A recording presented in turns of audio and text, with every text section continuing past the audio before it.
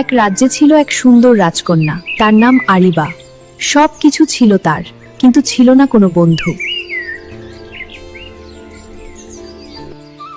এত বড় প্রাসাদ, কিন্তু আমার সাথে কথা বলার কেউ নেই। একদিন রাজকন্যা প্রাসাদ থেকে বেরিয়ে দূরের এক মাঠে গেল। সেখানে সে দেখল একটি মেয়ে ভেড়া চড়াচ্ছে আর হাসছে। তুমি এত হাসছো কেন? কারণ আমি খুশি। আকাশ, বাতাস আর আমার ভেড়াগুলো, এগুলোই আমার সুখ।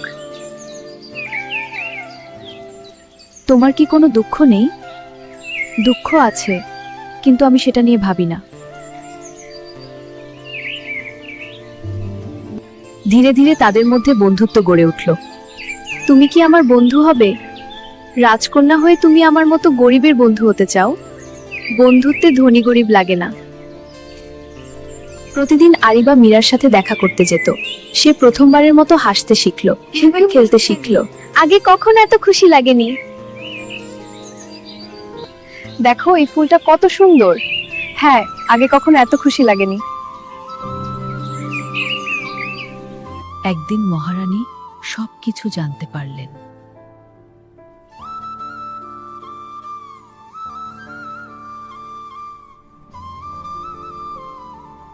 তুমি একজন রাখালের মেয়ের সাথে মিশছো?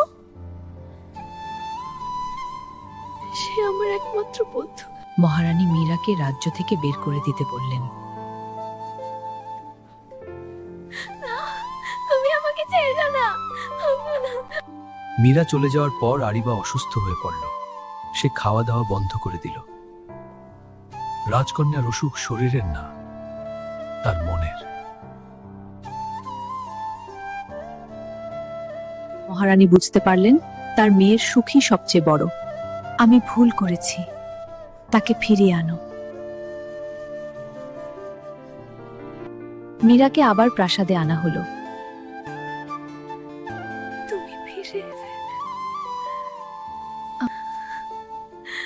তুমি ফিরে এসেছ। আমি তো কখনোই তোমাকে ছেড়ে যাইনি। সেদিন থেকে রাজপ্রাসাদে আর কোনো ভেদাভেদ রইল না। সবাই বুঝল, সত্যিকারের বন্ধুত্বে ধনী গরিব বলে কিছু নেই। বন্ধুত্ব আসলে কি জানো? যে পাশে থাকে সব সময়।